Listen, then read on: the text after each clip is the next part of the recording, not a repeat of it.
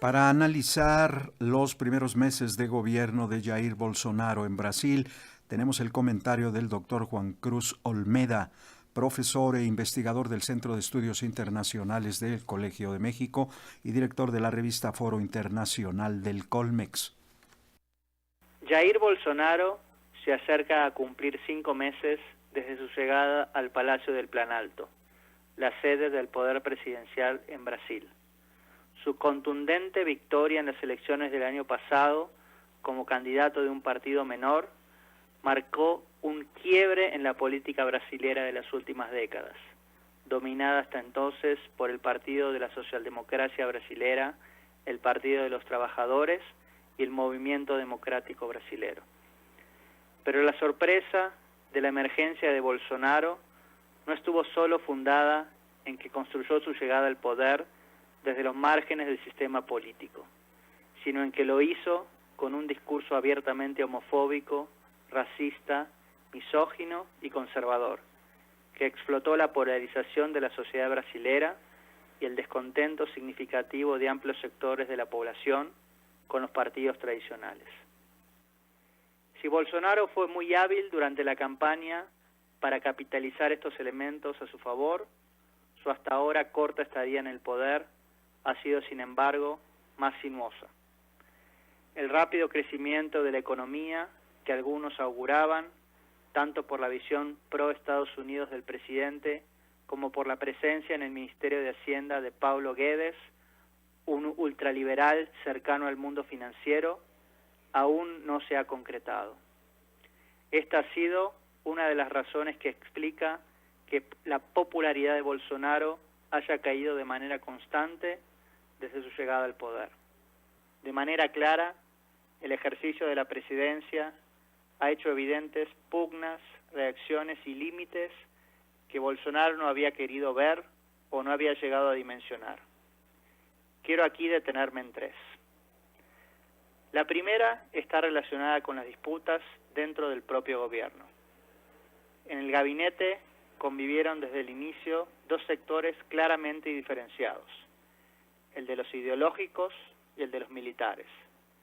En el primero se ubican varios ministros que conciben a la actual administración como la oportunidad para llevar adelante una reconfiguración profunda de la sociedad brasilera a partir de la promoción de valores morales conservadores que generen anticuerpos contra el socialismo y lo que ellos llaman la ideología de género. Ambos inevitablemente representados desde su óptica por el PT. La particularidad de este grupo, cuya figura más relevante es la del ministro de Relaciones Exteriores, Ernesto Araujo, es que tienen como su referente a una suerte de gurú que no forma parte del gobierno e incluso reside fuera del Brasil, Olavo de Carvalho. El otro sector es el conformado por los ministros de origen militar, cuya figura más destacada es el vicepresidente Hamilton Mourão. Estos consideran a los olavistas como amateurs con poca experiencia en el ejercicio del poder y, paradójicamente, como portadores de posturas extremas.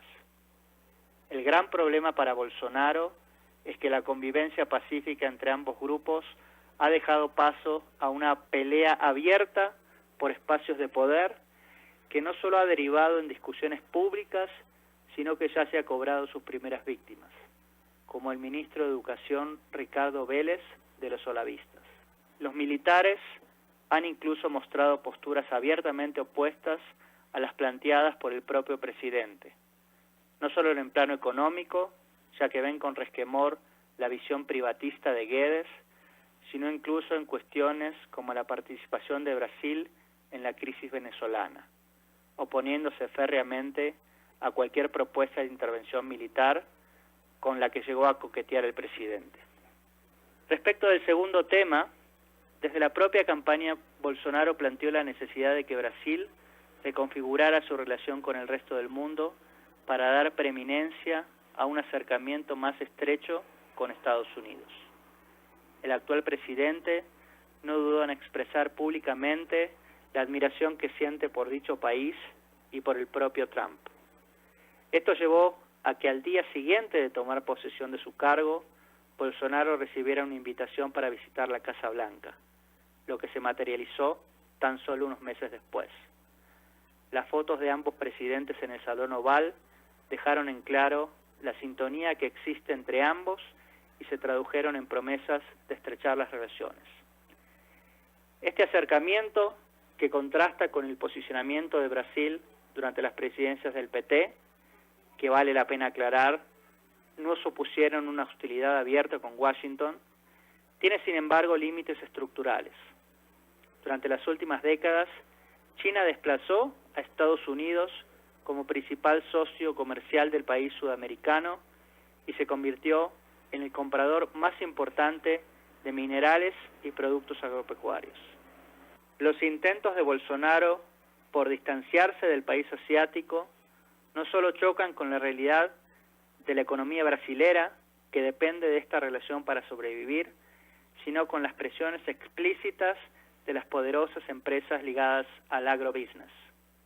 Paradójicamente, la guerra comercial que Trump ha declarado contra el gobierno chino no ha hecho sino aumentar las exportaciones brasileras al país asiático. Por último, resulta necesario destacar que algunas de las medidas impulsadas por el gobierno de Bolsonaro han comenzado a promover movilizaciones en su contra, en una tendencia que probablemente se profundice en el futuro próximo.